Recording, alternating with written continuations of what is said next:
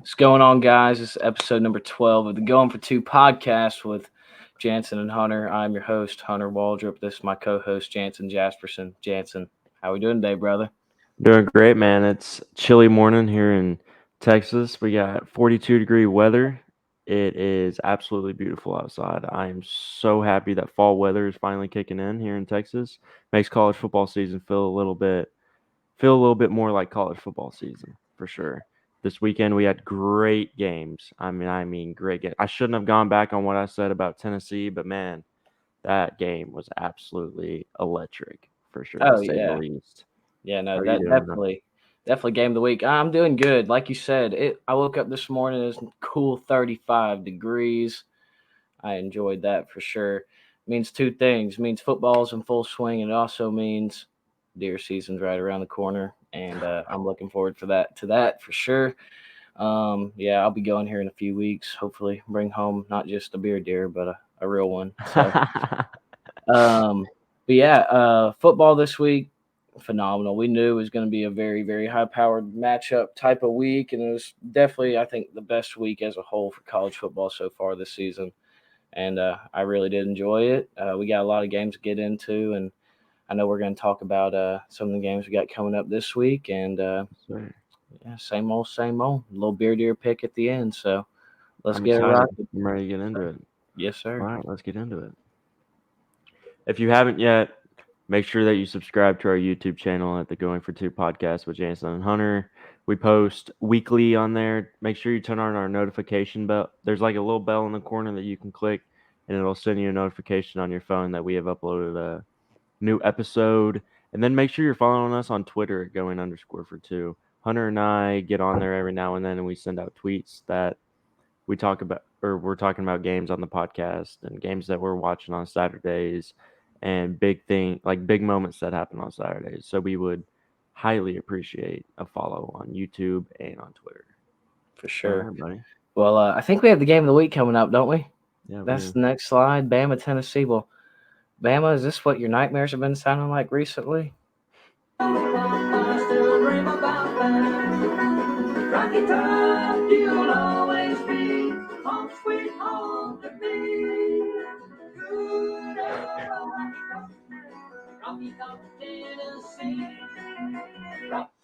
How about them Vols, baby? Yeah. How Uh, about them? wow. Wow. What a game. What a game. I thought it would happen, but you psyched me out, and then I went back on what I said. I should have stuck with my gut. Tennessee. This is the first time Bama has scored 49 points in a game and has lost. They're 136-1 now. That is a crazy stat. I have some And more crazy stats to address here in a second, but I mean, like the last time Alabama gave up 52 points, do you know the year? no, I do not. The last time the University of Alabama Crimson Tide gave up 52 or more points, take a guess what year you think it was. Take a guess. I'm gonna guess and say like 94. 1907 is the correct answer. Jesus. The last time Bama's given up 52 or more points was 1907 to a school called Sewanee. It was in the SEC for a while, and they lost like 54-0 in 1907. So we haven't seen an Alabama team give up that many points in over 100 years. Um, I mean, this is just insane. Um, That man. I mean, That's an even crazier stat. That's an even yeah. and here's a stat that if I told you this before the game, you definitely would have been like, "Oh yeah, Tennessee wins easily." I think if I was known this stat, I would have picked Tennessee to win by more than just 3 points. But Alabama had 130 yards in penalties and 120 or 115 yards rushing. They had more yards and penalties than they did rushing yards. Wow. Wow, Yeah. that's terrible. I know Nick Saban is ripping their you know what, ripping them a new one, Oh yeah. That's throwing a just. temper tantrum on the sideline. I mean, when was the last time you've seen an Alabama team this undisciplined? It's I It's I, I I don't know if I've 2006. Yeah. 2006 maybe, before Nick Saban got there in 07. But man, it's just crazy. For the first time in 15 years. I mean, there were kids who were driving to this game on Saturday or driving around just in general that have their driver's license that have never been alive to see Tennessee beat Alabama. So, and I know we talked about last week that Tennessee has had huge program wins as far as beating Florida and then going on the road at LSU, and they didn't have any huge national wins. But this is the huge national win. This is a huge program win, obviously, as well. Hendon Hooker looked phenomenal. He he looked like, like all the hype that we've been talking about. And we said that he was probably the best quarterback or second best quarterback in the SEC behind Bryce Young. And Bryce Young played great, I thought. I thought he did too. And well, at the end of the day, the better team that day won. The scene of Rocky Top afterwards, my goodness, that was Tearing beautiful. down the Shout out to the goalpost. shout out to CBS production for as soon as they made that field goal, go into the camera view of the stadium view, fireworks going off, Fireworks kids shooting off. running on the stadium or on the field, I should say, taking the goalpost, throwing it down in the Tennessee River. I mean, that was phenomenal. That's It's what, electric, bro. That's what college football is all about, man. yeah, I that is mean, what college football is all about, man. my favorite thing to watch is somebody beat Alabama, man, because they're like Goliath. Yeah, for And sure. for somebody to take him down is the greatest thing you could ever see. And I mean, we took him down last year, but I don't know, man. I think this might be a sweeter win than the national championship. Actually, nah, I can't say that because I bleed red and black, but this Um, was amazing to watch for I sure. think the thing that people haven't talked about enough as far as this game goes is the way that Tennessee overcame adversity at the end. And the big play I'm talking about is the miscommunication between Hendon Hooker and the running back Jabari Small on the read option. And the ball's just left on the ground, and Dallas Turner picks it up and runs into the end zone. As soon as that play happened, I was like, oh, this is typical Bama. They're about to run away with it or they're going to win. And 2 plays later, let's talk about the MVP of the game, Jalen Hyatt. That man will always be remembered as a Tennessee legend after that. 207 receiving yards, 5 touchdowns, and 35 catches. No, 6. He had 6 catches. He has 35 on the year. He had 6 catches, and 5 of them found their way to the checkerboard end zone. That's insane. ridiculous. Yeah, I mean, number 2, I forgot his name. My buddy was telling me about him yesterday, but he looked like burnt toast. He looked like if Eli Apples was still in college. He did not look good. And I mean, the only person I was like, yeah, that's a good matchup was Josh Heupel and just calling up the plays. I mean, Tennessee, it didn't matter if they were running the ball, throwing the ball, special teams. You could just tell from opening kickoff to the final whistle, they wanted it more. They did And want it more. another adversity play that I'm referring to, after Tennessee's 5th touchdown, their kicker missed the extra point. And that will never be remembered. Nobody will ever remember that because he They're came gonna back out remember him as kicking the winning field goal. kicking the knuckleball by the skin of his chin through that upright. I don't know a single person that whole day. I mean, yes, I was upset that my Atlanta Braves are now out of the postseason. Terrible. You hate to see it. But I think America won on Saturday because the Dodgers got eliminated from the playoffs and Alabama lost. I mean, how can you argue with those two things? But I agree. Will Anderson, non-existent. The pass rush really was not there. We obviously saw what the secondary did. Not very good. There was lots of penalties. Some of them questionable. Some of them fair. You could argue for both sides. And then Tennessee, man. That yes, we talked about their defense. It wasn't good, but it was good enough. It was good enough. It was So, good. uh, But but honestly, like I think a lot of the reason Alabama lost is because self-inflicted wounds. I really do think that they had a lot of mistakes that they caused on themselves that if they fixed it and didn't cause those mistakes like the muff punt, or not the muff punt, the the punt fumble, where the punt return. Yeah, the like when punt have you seen return a where they Nick tied it. Saban team just do that kind of stuff? You just don't Never. see it. I I've never seen It's a a Nick Saban discipline team be like issue. that. It's a self-discipline issue. Yes, I think it's you think you're the best team in the nation. You don't. I think the hype's getting to him. I think the hype might be getting to him for sure. But I don't know. We'll see. I but know I'm this not. week. I'm not too upset about it. Yeah, I'm not either. I feel bad for those boys for this week at practice, though. That is not going. The past 2 days, and then today and tomorrow, they are going through it.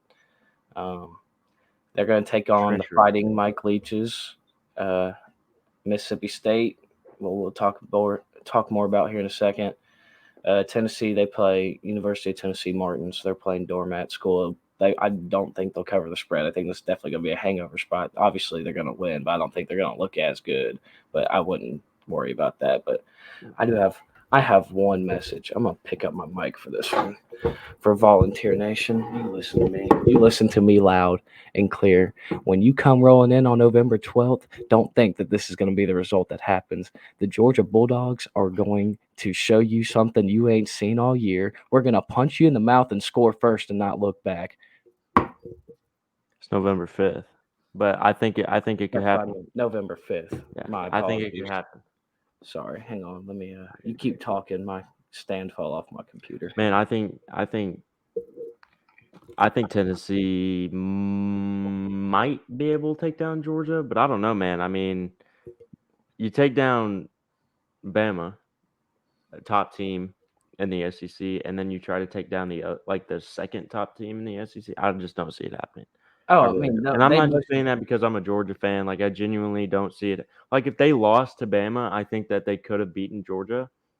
But after you beat Bama, I don't think you beat Georgia. I don't think you beat two of the top dogs in the SEC. I mean, they But if most you do, certainly. like, props to you. Like, I know. They most certainly can beat Georgia. Let me yeah, just they make that can. clear. But They I don't most think they certainly will. can beat Georgia. Yeah. I don't see it happening right now. But we'll Here's see. why. I know they play UT Martin. I don't know if they have a bye week before they play us. I don't think so. I think they play like South Carolina. But I know the Dogs have a bye week this week, and they also play Florida before they play Tennessee. So Yeah. we will see. But I think Alabama's going to bounce back. They always do. I was telling my friend this. I said, I think, after history repeats itself, and I've seen how Nick Saban, does after a loss, they will bounce back and they'll probably run the table and make it to, Atlanta in the SEC championship game. But I also said I wouldn't be surprised if they dropped one more. I wouldn't either. They look like crap. I mean, That Bryce Young defense and did not look the good. offense look good, but Oh yeah, Bryce Young, Jameer Gibbs is special. That was the greatest decision he ever made, transferring from Georgia Tech to Alabama. I agree. Bryce That Young, kid is special. everybody was questioning his arm, his shoulder. Man, he looked great, and just his awareness in the pocket, dude, is insane. And just he always knows what's going on, and he's special talent. So He is. that was a really good game. He's Man, got talent that's not taught. exactly. He's got athleticism that is God gifted. Oh That yeah, kid is a he's stud. special. He's special for sure. Yes. I'm looking forward to seeing his future in the NFL and all that good stuff, and the future of the rest of the year. So, Me too. but yeah, that was a great game. Obviously, game of the week, but we have a bunch of other games that were really, really good too. That if this game wasn't on, we'd be talking about them right now. Yeah. So let's go ahead and move Let's into dive the into rest it. of week 7. Wow, we're over halfway through the year, Jans. Over I don't half. like it, man. It's going by too fast. I It's know going by it. way too fast. But we'll start off with Michigan Penn State. I was watching this is the game I had turned on because I had the under in this game and Michigan's offense and Penn State's defense. Well, Michigan's offense looked like phenomenal in the second half, and Penn State's defense forgot what the game of football was. So James Franklin, terrible head coach on the road. He can't coach on the road in big games, big environments. I think they said he's like 1-8 or something against top 10 teams on the road or something stupid like that. Blake Corum is legit for Michigan, dude. Um, He is. he's special. I think he's very special. He's in the Heisman running. Yeah, and their other running back too. I forgot Edwards, Donovan Edwards, I believe is his name. He's good too. They got two really talented running backs over there. They They're do have very a special. running back core. And then it makes life easier for JJ McCarthy. And whenever he has confidence in that run game, he slings the ball better when the pressure's not on him. So I'm really interested to see if there's going to be a team that challenges them to make JJ McCarthy beat you instead of Blake Corum and Donovan Blake Corum. Edwards. But Michigan, your offensive line looks great. We had questions about that. We had questions about the defense. The defense looks great. Penn State, your offense looked non-existent. You had I mean, Michigan's defense is pretty good. No, it did. You gotta No, give they them that. are. But I thought Penn State's defense was pretty good too. Just not as good as I thought. And And then JJ McCarthy throws up a 41 bomb on you. Like, yeah, for real. But I think Penn State only had 10 offensive points. They had a pick six, which was. Did you see that play? It was like tipped off like 4 defenders, and somehow a Penn State guy came up with it and took it to the house or whatever. I did not see that play, but It was kind of crazy. But find it. yeah, solid win for the Wolverines. Top 10 win. Not a lot of teams can say they have a top 10 win. So good for them. They who are they playing this week? I think they actually have a bye week. I think they have a bye week this week. A lot of bye weeks. Lots of bye weeks this week. But Penn State, you play your whiteout game against Minnesota this week. You're 4.5-point favorites, but that's on our next slide. So we'll preview that game here in a little bit. But you can go ahead and talk about this Clemson-Florida State game. Man, you thought Florida State had a shot at beating Clemson. I really didn't see it happening. Clemson's offense this year I think DJU is starting to fit in with this Clemson offense, starting to build chemistry with his receivers and whatnot, and building chemistry with not just his receivers, but with the entire Clemson organization. He's got the organization behind him finally. He's motivated. He's playing damn good ball. And that Clemson offense right now looks absolutely amazing. But I know they only put up 34 against Florida State, but I think the way that Florida State played them this weekend was very, very, very hard-nosed, through the trenches, as you would say, football. And Clemson did a very good job of going into Tallahassee and coming out with the dub. Yeah, this score does not indicate how bad Clemson beat these boys. It was a lot of garbage time touchdowns. There were 2 garbage time touchdowns in the fourth quarter because I think they went scoreless in the third. I watched this game up until Clemson's first drive in the third quarter, and then I switched to the Padres Dodgers game. But Clemson was they came out slow. Florida State scored on their first drive, made it look easy. Clemson responded. And then Florida State, they punted, and they were up like 14-7, or maybe they tied it up at 14. I don't know, but it was a close game there at the end of halftime. And then Clemson turned it on. First play off the kickoff. Will Shipley returned the kickoff to like the 30 or 40-yard line, and that dude's the first play they ran like a little jet sweep flea flicker straight to the end zone. And after that, I was like, yeah, this game's gonna be over with. And the third quarter, Clemson ran away with it a little bit, and then Florida State tried to inch for a comeback and didn't even cover the 3.5 or 5.5 points, whatever it was. So that hurt a little bit, but you live and you learn. But I still think Florida State's good, considering how they've been the past few years, not making bowl games and losing to Jacksonville State last year. I still think this is a really good season. And, yeah, you might have scored some garbage time touchdowns, but the score is close at least. At least you made them feel a little bit of pressure there at the end. They had more passing yards and rushing yards in Clemson, and less penalties. That's crazy to think about. That is crazy to think about. But Clemson, I have you in my playoff as of right now. I just don't see how the committee leaves out an undefeated probably ACC champion out of the playoff, obviously, and I mean, especially with their brand name, Yeah, they're Clemson. and their track record and whatnot. So, uh, everybody that thought it was going to be Cade Klubnik, me and you included, well, we were wrong. Got proven wrong. DJ stepped up, man. He has stepped up, and he's looking better and better every week. He's doing just enough to beat these teams. Maybe they'll have a slip up here in a few weeks, but I really just don't see it happening. I think they're going to probably run the table and lock up their position in the playoff here soon. So I agree, and then get the snot beat out of them by whoever they play. Yeah, I don't see them keeping it close. Any Michigan, Ohio State, Bama, Georgia, Tennessee. I don't care who they play. I don't care who they play. They're not beating anybody like that. No, I don't see that happening either. But you're doing your job with the schedule you've been given, so kudos to you. Man, I think this is probably the second best game of the week. TCU, Oklahoma State. Wow. Oh yeah, barn burner, man. Oklahoma was due for a loss. The way they played against Tech and Oklahoma State, you mean? Yeah, Oklahoma State. Sorry. Yeah, man.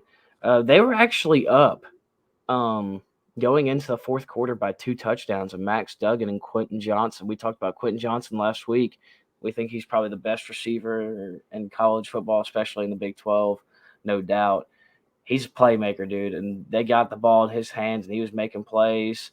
They come back, force overtime. Defense gets a stop, and they run it in for the win. So that was awesome to see, for sure. Man, I love to see the Horned Frogs do well. All the smart kids.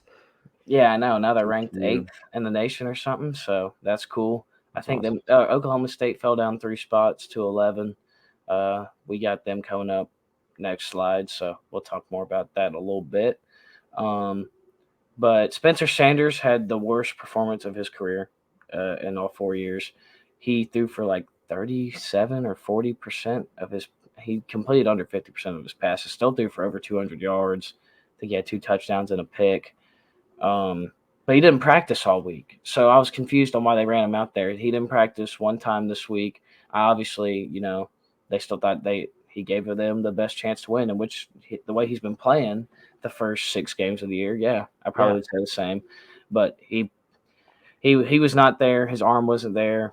And TCU crawled their way back and got a huge win. Another field storming. Another field storming. There's a lot of field stormings this weekend. I mean, you love to see it. I'm surprised Oklahoma didn't want to rush the field after beating Kansas. After beating backup quarterback at Kansas. So, but the Horned Frogs this week, I think they're going to have they're in a really weird position. And we'll get to them next slide. They play ranked Kansas State. I don't remember where Kansas State is ranked, somewhere in the teens, like 17, 18, something like that. And Oklahoma 18. State, well, we'll talk about them next. They play Texas in Stillwater, and we'll have a lot to say on that. So, yeah. But next game, we have Kansas. They went on the road to Norman, Oklahoma. Kansas riding their hot hand. Started out, was it 5-0? Yeah. And then they lost last week barely to TCU, only by a touchdown, which I thought this game was going to be closer. But Dylan Gabriel was back to full health for Oklahoma, and the Oklahoma defense came alive. The over was an absolute lock in this game, if I do say so myself. It was like 28-21 at halftime, or 35-21 at halftime. Kansas did cover the closing spread. The closing spread was 10.5, so they covered by half a point. Thank God I took that. I actually got them at 11 earlier in the week. So, but what's his last name? Bean, the backup quarterback for Kansas. I think his last name is Bean, Beam or something like that, yeah. He actually he had his moments where he looked good, and he's like not a terrible backup quarterback at all. I mean, he can't be too bad if he's putting up 42 points. I mean, I know it is the Oklahoma defense, and they have been kind of he was making some throws, man. He was making some plays this weekend. Yeah, he was making some really good plays. Oklahoma just they needed a win bad My after question is like, how 3 does straight losses. how does Kansas recruit these guys? Lance Leipold, I don't even know if it's necessarily recruiting them. I think it's developing them once they Developing get them, in, yeah. and building that culture up and having those players buy in and believe. Uh, I definitely know something about that after starting out 0-10 and then 3-7, and then we went 9-1 and won the region my senior year of high school. So uh, building the culture, and it's not necessarily about what you start out with. It's if you It's can how you take that finish. young talent and build them up. So I definitely have seen that and been a part of that with my own eyes. Um, but Oklahoma, you look good, I will say. Jalen But now Gabriel looked we good. know this is something we haven't talked about because we've just been so happy to see Kansas ranked. But their defense is terrible. It's bad. Their offense is good, obviously, but their defense is non-existent.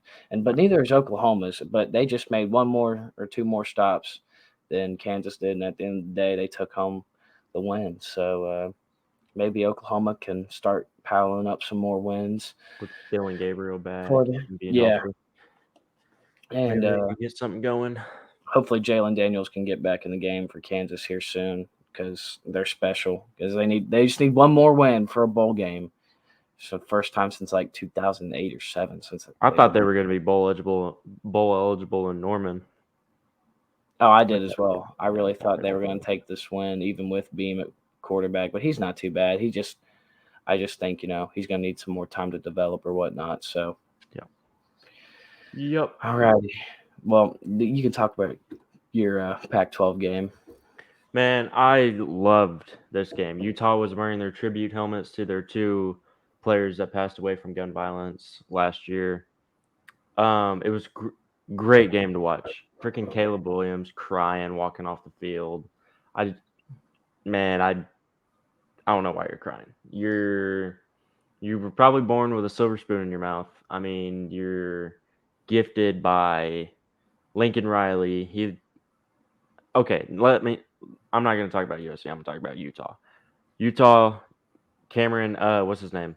Rising. Rising looked phenomenal. I think that with this being a tribute game, that's why Utah won.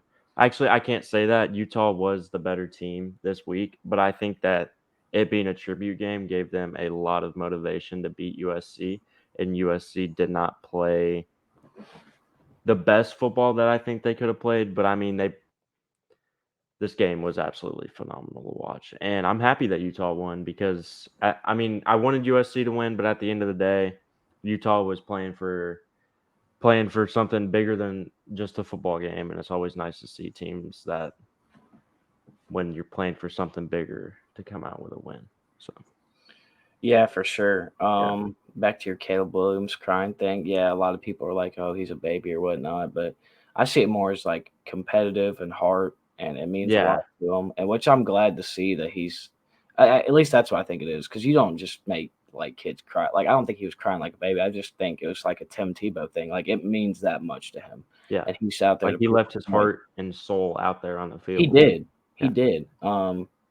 And USC is still good. I think they can potentially run this table, but I don't see another loss coming up for them until maybe they play UCLA, or if they rematch Utah in the Pac-12 championship game, like we said way back ago at the beginning of August. Man, we've been doing this for a minute.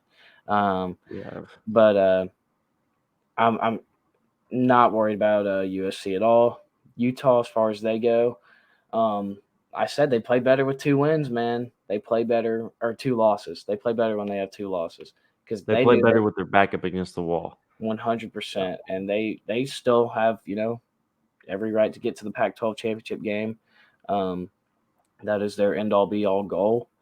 Um, and shout out Kyle Whittingham for having the set on him to go for 2 at the end of that game and saying we're either taking it home right now or because we ain't playing overtime. And Cam Rising made a play when it mattered most, so that was cool to see. So Came out clutch when he needed to be. So that's all that 100%. matters. Well, I'll let you talk about LSU Florida. I need to grab me something to drink out of this fridge right here. All right, you're good. So LSU, Florida, you had the Tigers going into the swamp facing the Gators. I mean, Hunter and I have talked about it personally, not just on the podcast, but like over the phone and personally. We've talked about this LSU team could be legit. And I think that Florida kind of is, after week one, they got everybody's hopes up. Florida is not who everybody thinks they are. And I think that this LSU team is starting to click. I mean, you put up 45 points on a Florida defense in the swamp. Like, that's pretty impressive. I don't care who you are, but I think maybe Brian Kelly's getting his stuff together at LSU and starting to build chemistry there for sure. But Yeah, I for mean, sure. LSU has a bye week this week, so they get time No, off. they They ain't got don't? no bye week. I thought they had a bye week this week. They're in a heck of a game this week. They're taking on the Rebels of Ole Miss. Oh, they take on Ole Miss. Yeah. Florida has the bye week. Florida has the bye. Okay. I mean, Florida has a yeah. So okay. So Florida has the bye week. They have time to regroup, and then they come back and play Georgia. But I don't think there's enough time in the world for you to regroup for Georgia. But who knows? Because I mean, Georgia, Florida is always tough. Doesn't matter how good Georgia is, how good Florida is, how bad Georgia is, how bad Florida is. It's always going to be a hard nosed football game because the rivalry is so intense. Oh But yeah. Well, hang on. Just a little side note. I had my stepmom, and my dad last week, and they're like, "What alcoholic beverage you drinking?" I'm not drinking an alcoholic beverage. This is a Monster Energy. Not trying to. take you a swaller. Yeah, let me take me a swallow of this right here, and then talk about the Tigers. The Tigers. That was a good swallow. Okay, so LSU, Florida. Brian Kelly, this is a huge win for you. Your fan base is ready to fire you after you lost to Florida State, so at least you did beat a team in Florida. Um, you're racking off some wins now. They only have one conference loss to Tennessee, and they play Ole Miss this week. So one of those two teams, if Ole Miss takes a loss, then it's going to be a three-way tie for first between LSU, Ole Miss, and Alabama. And if somehow, some way, LSU or Ole Miss can beat Alabama, they will have the outright bid to the SEC championship game. So this season for LSU, low key, low sleeper. Watch out. They might sneak up on some teams now. I mean, you might want to. I'm not gonna I think you predict got it. to watch out for LSU, and I think you got to watch out for Ole Miss because I think Ole Miss has a shot at beating Bama just because it's in Oxford. Yeah. I mean, I'm just saying, watch out. I'm not saying LSU's gonna win the SEC West. I'm not saying they're gonna make it to the title game. I'm not saying they're gonna beat Bama. All I'm saying is just watch out because they still have everything to play for in front of them. Um, how the heck does a defense let Jaden Daniels throw for like what was it, 385 yards against you? How bad are you? Like I'm not saying that he's bad. I mean, we've all seen his spurts of talent and potential at Arizona State and a little bit this year, but he hasn't shown like very solid passing stats this year. So that was interesting. Florida's defense has fallen off since they played Utah in week one. Sunbelt Billy is coming out in full effect. Hot take. Florida's the next Tennessee, and I'm not saying that they're going to just like be ranked sixth. That's not what I'm saying. I'm saying Tennessee was a dumpster fire for 5 to 6 years, went through 4 head coaches, and Florida's going to be the next Tennessee.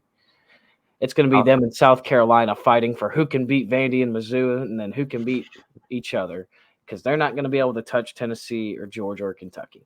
They are below all three of them. I mean, how long do you think Bill Napier is going to be there? What's your prediction? 2 to 3 years. He's already got recruits leaving that committed over the summer, so. No, I say 3 to 4. I think Florida has a decency to give a coach 4 years, unlike Tennessee. So, Yeah. But the defense isn't good, and I thought the reason LSU would have 45 points would be because Anthony Richardson turned the ball over, but I don't think he did turn the ball over one time. They just didn't play good. Maybe Florida needs to bring Urban Meyer back. Yeah, no, that's not happening. No, because I mean, you saw what kind of team he had. Yeah, no, I don't think that'll be happening. 41 felons. We were talking about LSU and how they can run if they wanted to. Like we said, they have potential to run the table. I'm not saying that they are, but Florida has the potential to not even be bowl eligible. Let me just say that right now. They play. Hang on, I know they have bye week this week, which I have a joke about that later for the Beer Deer pick. They have the bye week, Georgia. They play South Carolina, Florida State, and I forgot the last team that they play.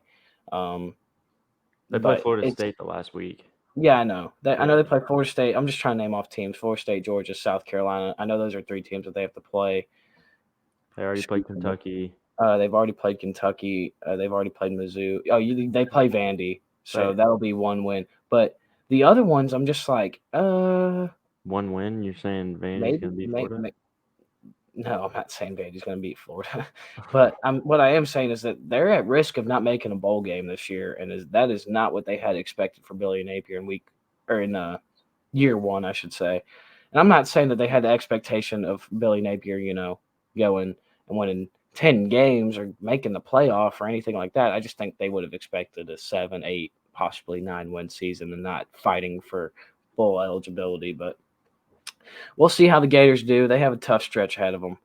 And LSU, you have a tough stretch ahead of you as well. The SEC West is always a gauntlet. So we will see how that goes. But See how that all LSU. plays out. And now we'll talk about Mississippi State, Kentucky. Goodness gracious, I hated this. I hated I this. hated it too. I wanted to see Mike Leach win, man. But I will say, do you know who Brandon Walker is? Barstool Sports. Yeah. Yeah, he did say. He said, he is the biggest Mississippi State fan I know, and he said this will be a game we lose. We always lose it. We always lose it. I should say. We get on a roll. We get ranked ahead of the top 20, and we play some dumpster fire team like Kentucky who's lost 2 or 3 games in a row, and we lose. We always lose. We're not going to beat them in Lexington. And well, he called it right on the money. When Mississippi State, I said this: if Mississippi State, if they only score 17 points, they're not going to win. That offense has to score more than just 17 points to win a football game. Will Rogers did not look good. It was sloppy from both offenses. Looked sloppy. At least passing the ball. Mississippi State, their running the ball it's always been non-existent since Mike Leach got there, which is expected. But both passing games looked sloppy. It was like turnover after turnover. I think Mississippi State only had 10 offensive points because I watched them. Will Levis throw pick 6. So yeah, that was rough. I saw that one. Yeah, I did as well. But Chris Rodriguez looked really good running the ball. So Jahmyr Gibbs, I think, might have a field day here this Saturday against the Mississippi State defense, I should say. So we shall see. Kentucky, you needed to win. You had lost 2 in a row, and you'd fallen all the way out of the top 10 and almost on the verge of not being ranked. So that was a big win. I don't know if you play this week, nor do I care. Mississippi State, I will see you in Saturday in Bryant-Denny Stadium, my friend, because you are going to play a pissed-off Nick Saban team, and I'll make sure to say a special prayer for y'all before y'all go out there. So. Wait, you're going to the game? The Bama-Mississippi State game? Yes, sir. I'll be there. Yes, sir. All right. All righty. Dive into the game of the week. Yeah, well, that does week 7, and now we got game of the week for week 8. Gosh, that feels so weird saying, man. Battle of the Mullet Men. Yes, the Battle of the Mullets. We got Texas quarterback Quinn Ewers on the top, and then obviously Mike Gundy at the bottom wearing his Oakleys. 20th ranked Texas now. Texas last week played a very questionable Iowa State team and had a very questionable win. Now, they are favored by 6 points on the road. So that is crazy. I think it's actually moved up to 6.5, but I think it doesn't. You can get it around that number. That spot for Texas to lose to or barely beat Iowa State, it's almost like it was expected. Quinn Ewers first came back, 49-0 blowout against your top rival. Then you come back home, and I think it was a wake-up call that needed to be happened. Like, okay, let's come down from our glory. Everybody's talking about us. We did get the win. And I think that's given Sark motivation this week to, get the boys ready. And I think Quinn Ewers knows, like, all right, I gotta step it up a little bit. And I think they're going to do just fine going on the road to Oklahoma State. But I'll let you get into it a little bit. And the thing that I noticed with Iowa State is they always play conference play, like conference teams, tough. They always keep it close with anybody they play. and I didn't really think that this should tell you how good this Texas team is. I think that you should look at how they played against Bama, how they played against Oklahoma, how they played against like all these different teams, and with Quinn. And I'm jumping on the Longhorn bandwagon, man. I'm a huge fan of Quinn Ewers. He's and Steve Sarkisian at Star Sarkisian. Whoa, Steve Sarkisian, Yeah. and I Just call him think that Sark. Makes it easier. Sark, yeah, there you go. And I think that this Texas team has a very wide road for them ahead. Yeah, they do. I think that they have a lot of room for success. So I think they Yeah. have a shot at being very good in the next couple of years. Oh, 100%. I do as well. I think they're going to do just fine on the road at Oklahoma State. I think they're well. Actually, I know we have separate slides. You go ahead. You jump Go ahead into with it. yours. So my prediction for this week is I got Texas winning 38-21. I think both of these defenses are kind of iffy, but I think the Texas offense is more powerful than the Oklahoma State offense. I think Quinn is way better than Spencer at just playmaking and athleticism, but I don't know. I think this could go either way with it being in Stillwater and after the way Texas played last week. But I think after the way Texas played, they're going to go in, watch film, regroup, and come back out and give Oklahoma State a whooping, which they deserve. So I got Texas winning 38-21, covering the 6-point spread. Well, before you go to the next slide, let me just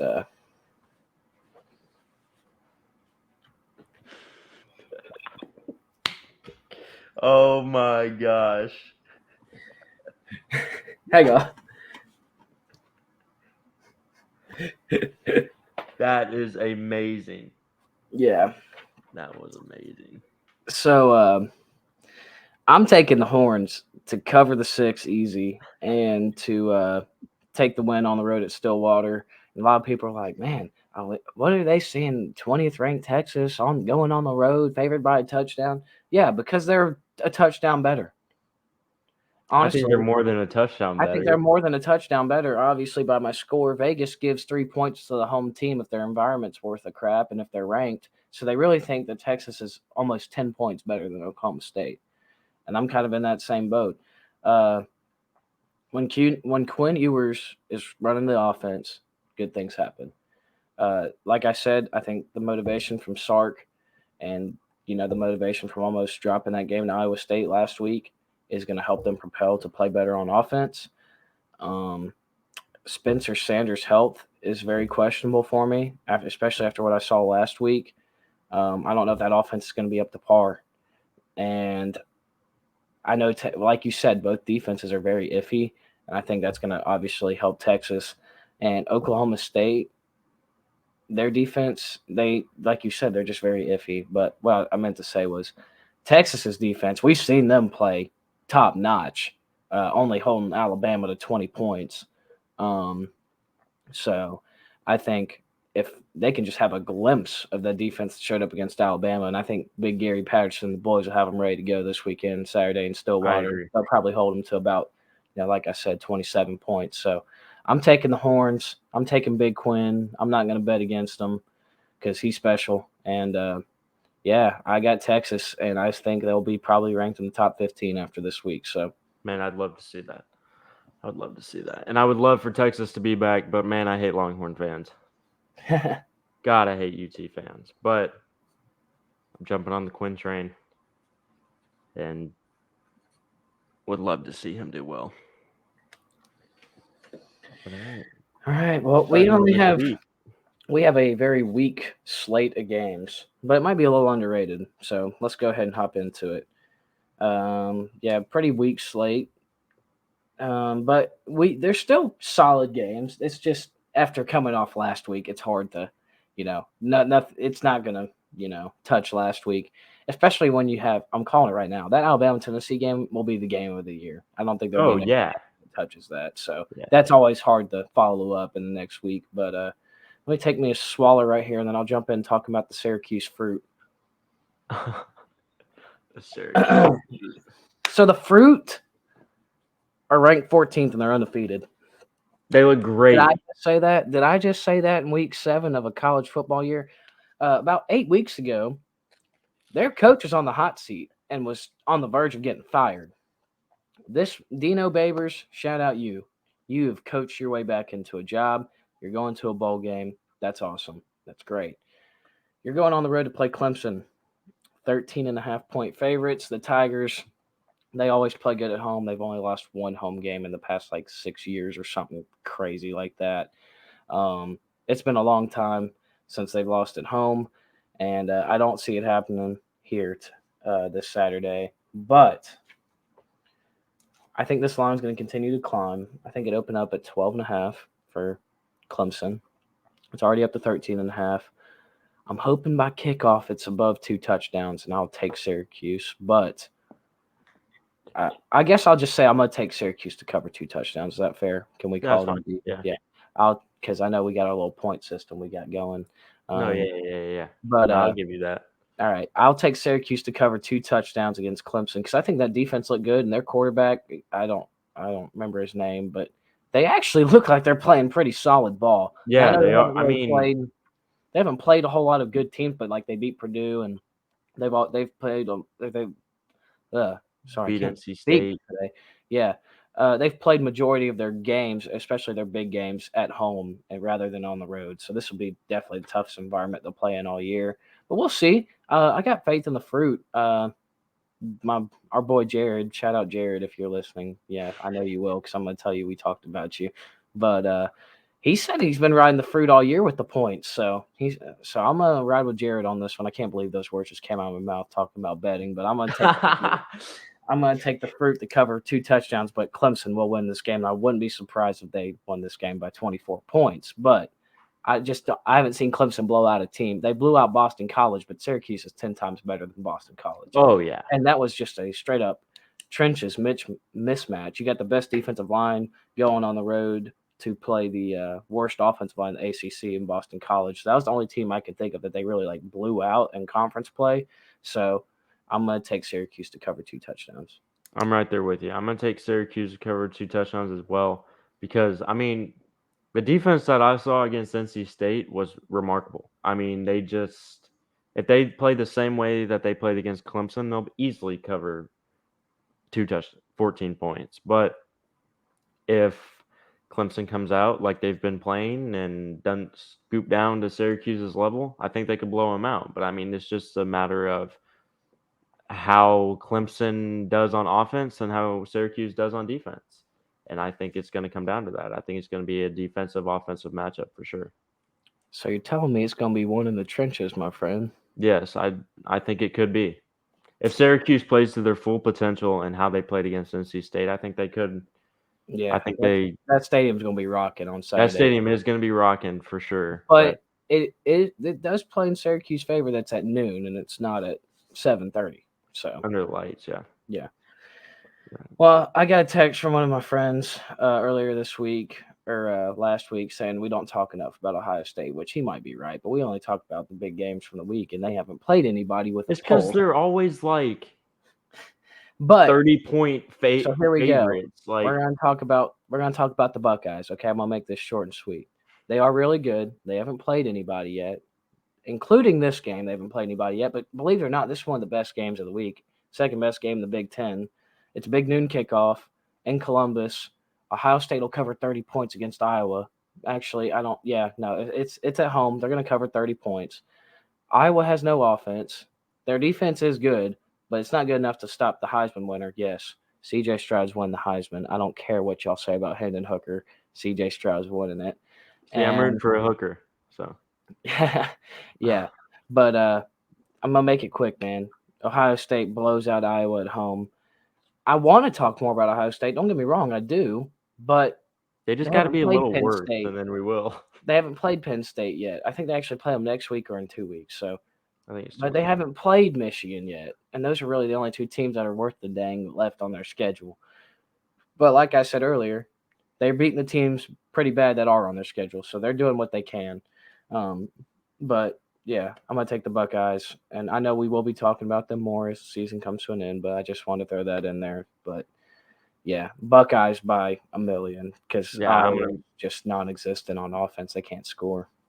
I'm gonna make it short and sweet. Iowa, you suck. Ohio State, you're gonna win the Natty this year. 29 favorites. I don't care.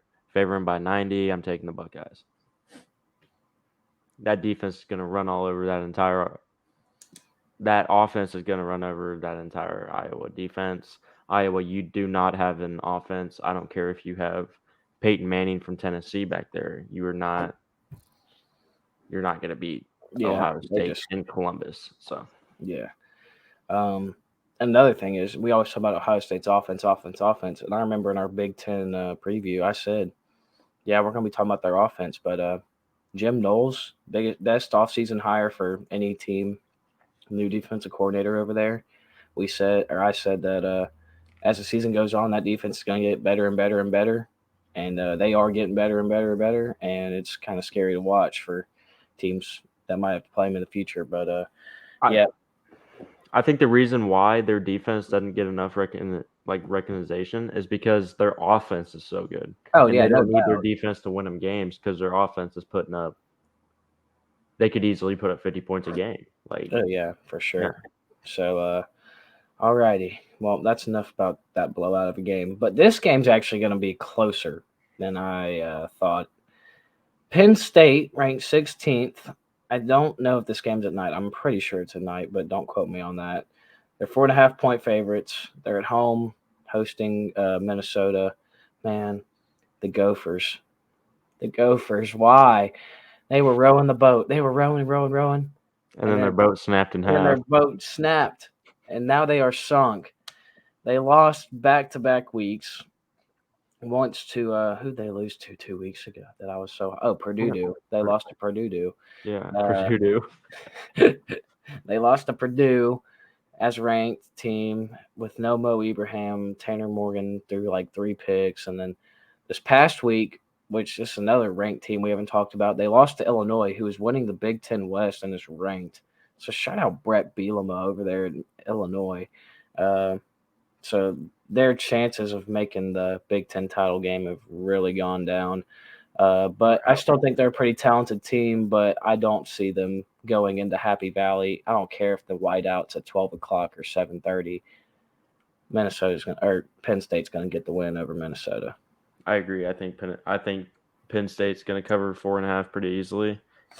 This line will probably move up, I imagine, and I would take them all the way up to 10. This was the opening line, and it has not moved. It has not moved? Wow. This line has not moved once. I got to remember, this is the whiteout game, so. Yeah. I'm taking 4.5. That environment's going to be crazy. Yeah. I think it'll be a low-scoring game as well.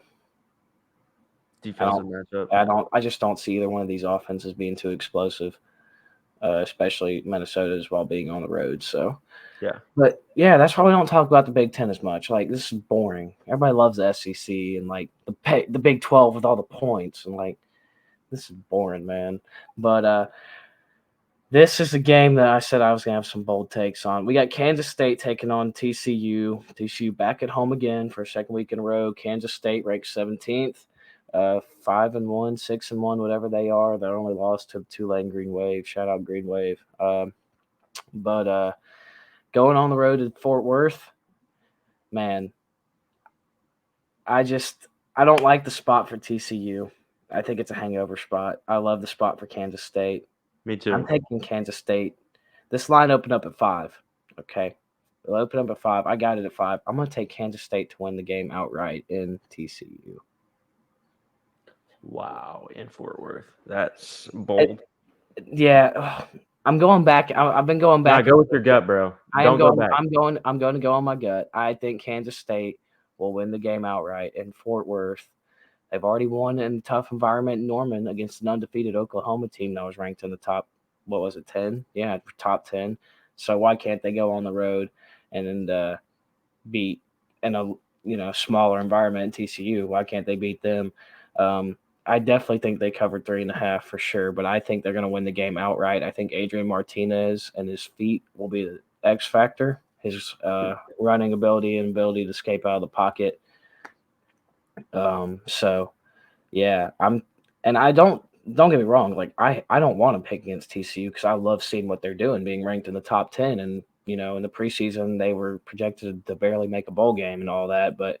I don't know. I just feel like it's such a letdown spot. I think Kansas State's defense is probably better than Oklahoma State's, and I just see a big time game and a big time moment for Adrian Martinez again, like we saw against Oklahoma. So I'm I gonna take agree.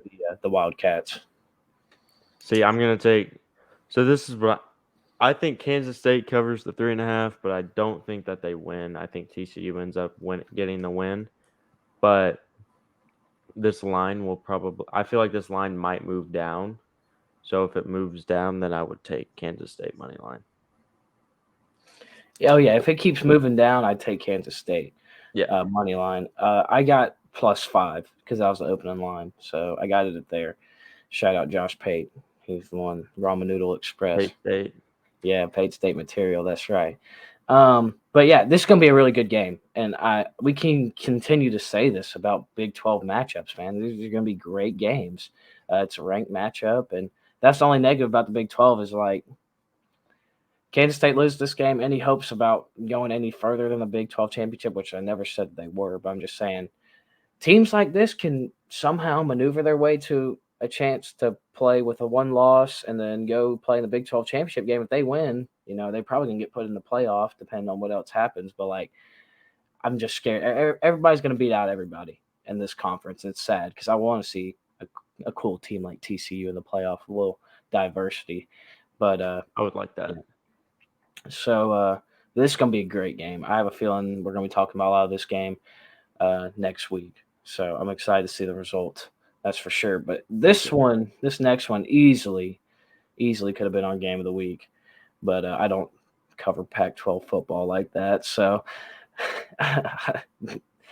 number 9 UCLA and the fighting Chip Kelly's. Chip Kelly's making his return to Eugene, Oregon, taking on the 10th ranked Ducks and Dan Lanning and Bo Nix. The Ducks opened up as a 5.5 point favorite. They are now 6-point favorites.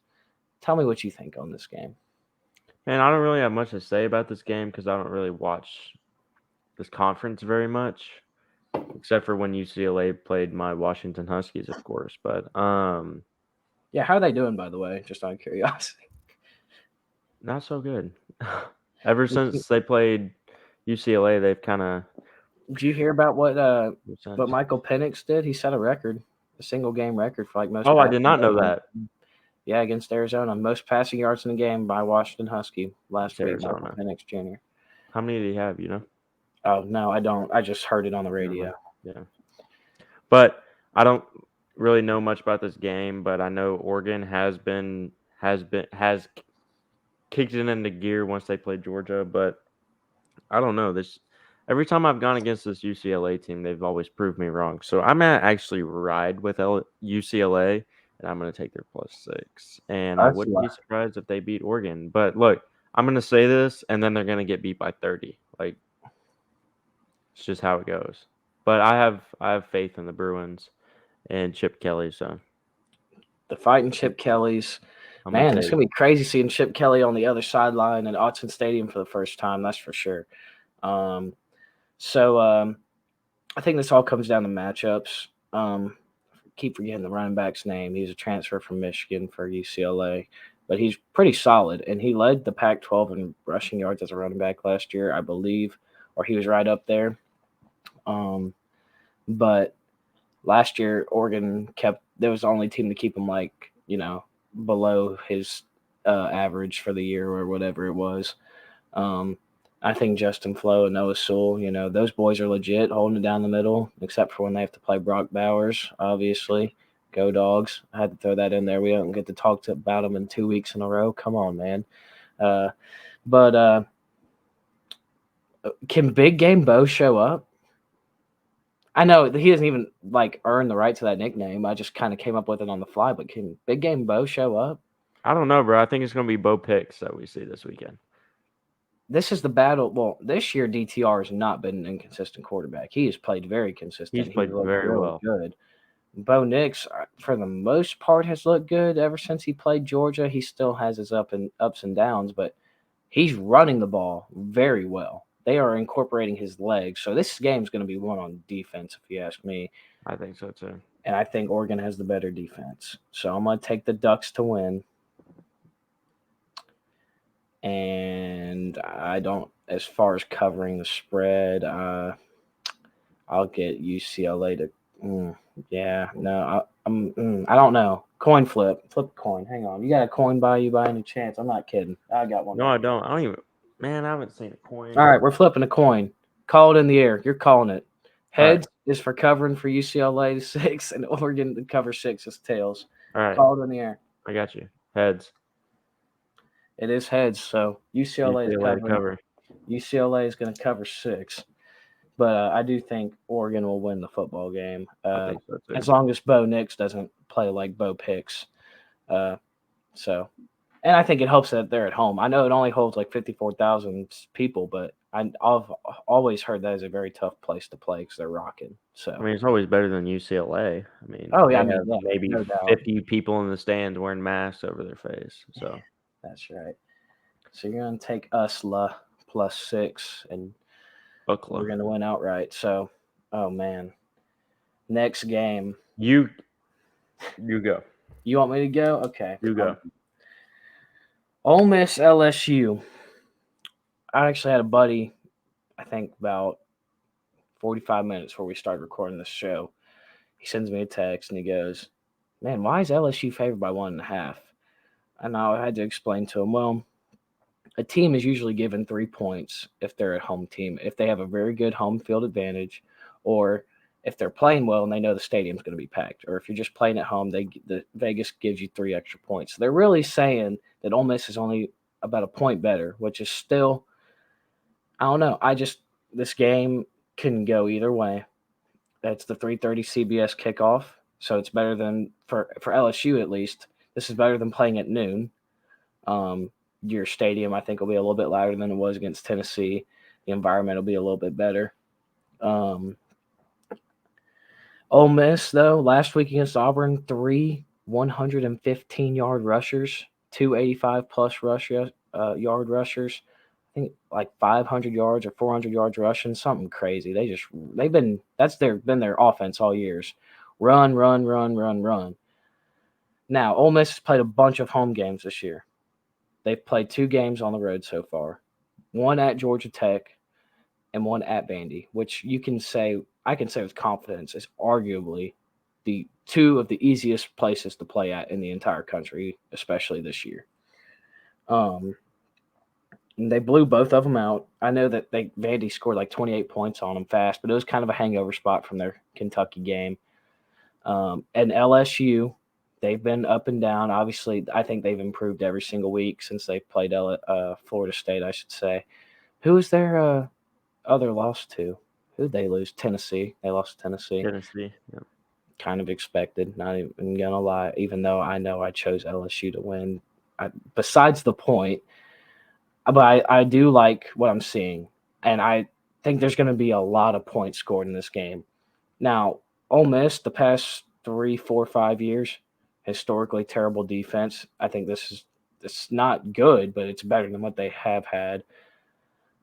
And Ole Miss's offense is just really good. So I'm expecting a lot of points. I have the over in this game. I will say that. That is what I'm most confident in choosing. And as far as a winner goes, I'm going to take Ole Miss and Lane Kiffin. I'm going to take Lane Kiffin and the boys as well. I think that this Ole Miss offense is going to be too much for this LSU defense to handle. And I don't care that it's in Death Valley. I really don't. I mean, you and I thought that Death Valley was going to make an impact when they played Tennessee, and it obviously didn't. Tennessee ended up killing them. But I think this is going to be a Tennessee 2.0, and I think Ole Miss is going to take care of business for sure. I don't know if it'll be a Tennessee 2.0 because I think LSU's rushing defense is better than their passing defense, and Tennessee's been on their high horse. But I mean, this is the biggest question Back I to what don't I was think it's going to saying. be as big of a blowout as Tennessee was, but I I do don't think that either. Ole I Miss don't either. will. I think this line's actually kind of close to what it'll be. I'm not saying LSU will win, but I think 1.5 points either way is pretty. I think it'll be close. Maybe a one possession game. I wouldn't be surprised if this goes down to a pick 'em at the end of the week. Yeah, me either. But back to what I was saying about my buddy who texted me about LSU being favored. I was like, you know, the environment. They haven't played anywhere. This is Jackson Dart's first real road test as well. How is he going to play? But I think Ole Miss's ability to run the ball, not just between the tackles, but on the edge and getting 4, 5, 6 different people involved that you got to account for, I think at the end of the day, it'll just be a little too much. And I understand that a big program win for Brian Kelly last week at LSU to go in the road in the swamp to beat Florida. But kind of like what I was saying about Tennessee, they haven't showed up in a big national game yet. And they didn't show up in that big national game at home. So until they can prove that to me, I'm going to take Ole Miss. I'm going to take them to win, obviously, to cover plus 1.5. So I'm taking Lane Kiffin and the boys, and I really hope they got the toughest stretch of games left. They still got to play LSU this week. They got Bama coming up. They got A&M coming up, and they have to play Mississippi State. There's a bye week somewhere in there. Oh, it's LSU this week on the road. Then they go to Texas A&M next week. Then they have a bye week. Then they play Bama and Mississippi State. I think there's another team in there they haven't played yet, but that's a tough stretch. So, but hey, Lane Kiffin and the boys, I think they might slow the game down a little bit, but they've just been scoring so fast on the ground, and then the play action. Their offense has looked really good. If their defense can just not play like Florida's, they'll be fine. So I'm gonna take Ole Miss. Me too. I'm going to take Ole Miss as well. I'm not just going to take the plus 1.5. I'm going to take them to win outright. Better value. Yeah, I agree. But I do like the over in that game as well. So I mean, yeah, it's going to be. Neither one of these defenses have proved to me that they can really withstand what that number is. I forget what it's at. It's like 65 or something like that. So, but the next game, the last game we'll talk about for this week, like we said, little dried out slate. But the Mississippi State Bulldogs still ranked in the top 25, but not for much longer as they play the make sure this mic's working. Number 6. Yeah, number 6. Alabama Crimson Tide. And I will be there at Bryant-Denny Stadium this week to watch this game. It's homecoming. Shout out to my boy James for inviting me. He's good people. Don't let nobody tell you otherwise. But, man, Alabama's 3-touchdown favorite. They opened up as a 3-touchdown favorite, and this line has not moved. People are scared to bet on Alabama, myself included. I'm not trying to say I'm not. I don't know what team's going to show up. Historically, a pissed-off Nick Saban team is going to come out here and beat the holy snot out of Mike Leach. I think so too. But who knows? If you have 15 more penalties or 17 penalties, the most ever in the Saban era for another 130 yards, you might lose to Mississippi State. Mississippi State. I don't see that happening, but I'm just saying, if they still aren't disciplined enough, this game's going to be closer than what people think. And I think that's why that number stayed the same. And I think that's why people are being so hesitant on it, is because of how sloppy they've been playing. A lot of one-possession games, but they are at home. This is a huge bounce-back spot. I'm not saying it's not a bounce-back spot for Mississippi State either, but I think Bama's going to change the defensive scheme. They're going to run a lot of cover zero, a lot of, just basic defense for this kind of, snap, get the ball out quick, throw it 50 times a game. I think I'm going to pick Alabama to win. So I'm going to take Alabama to win, but to cover 21, I'm not sure. But that's why I haven't said anything on the number yet. I'm still thinking. Because my thing is Alabama's passing defense and their secondary has been god awful all year. That's the reason they lost against Tennessee, is because their secondary is awful. And if Will Rogers plays like Will Rogers and that offense is clicking, like he didn't play like Will Rogers last week. I'll tell you that much. I think that Alabama maybe man.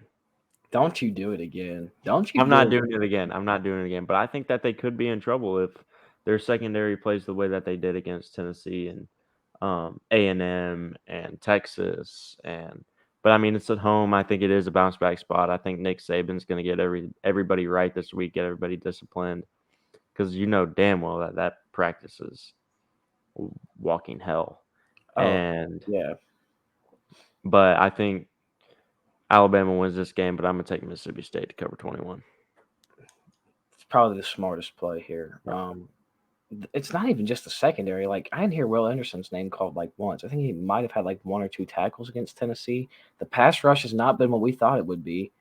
But at the end of the day, this is what's going to make me take Alabama to win at least. I guess I'm going to ride the safe spot. I'm going to take Mississippi State to cover 21 points. But I could definitely see this game being a blowout. Do not get me wrong. I could see Bama blowing the brakes off them, but I just can't ever get on the right side of this team as far as the spread goes. I swear. I did get on the right side last week with Tennessee, but it's very rare. They're just so unpredictable, and Vegas does a very good job of, putting the right number out there for Bama. But we thought, this year that this Bama defense was going to be the best in the nation and give Georgia's last year a run for their money, but they have been far from it. The pass rush has not been there. Teams are finding out ways to stop Will Anderson and to stop Dallas Turner.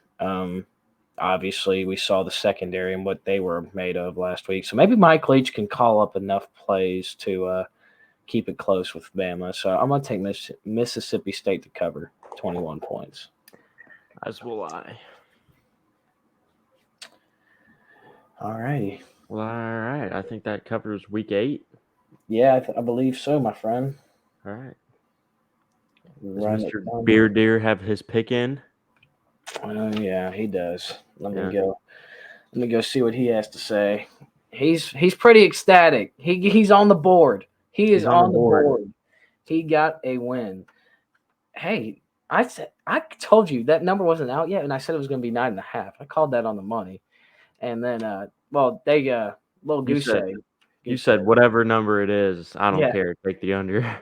Well, I would have been right. I said even if it was 3.5, take the under. And even if it was 1, you could have taken the under and still hit. I know. That was awesome. But let's go see what old Beard Deer had to say.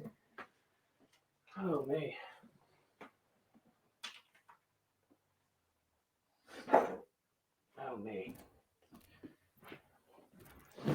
So the first thing he's got – hang on. I need to maneuver my camera real quick.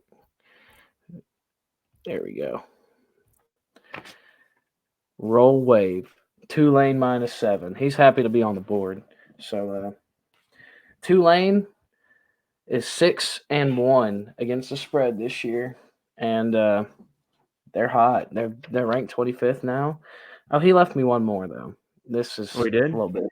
He did. What did he leave you? Florida sucks. The bye week wins 28-21. He has the bye week beating Florida this week, and Billy Napier.